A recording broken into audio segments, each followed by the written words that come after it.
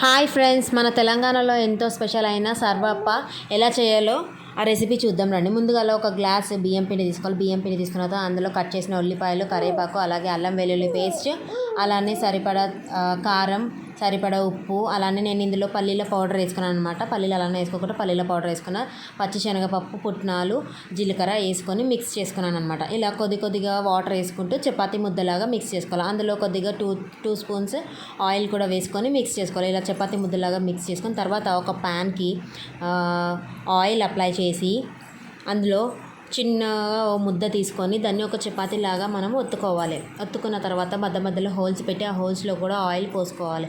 Oil పోసుకున్న తర్వాత stove on చేసి ఈ ప్యాన్ ఆ స్టవ్ మీద పెట్టేసి ఒక 2 మినిట్స్ అయిన తర్వాత మూత పెట్టేసుకోవాలి. మూత పెట్టేసుకొని ఒక 10 మినిట్స్ ఆవిరికి ఉడికిపోతుంది అనమాట, ఫ్రై అవుతుంది. తర్వాత మళ్ళీ టర్న్ చేసుకొని మళ్ళీ కొద్దిగా ఫ్రై చేసుకోవాలి. అంతే, సర్వపిండి రెడీ.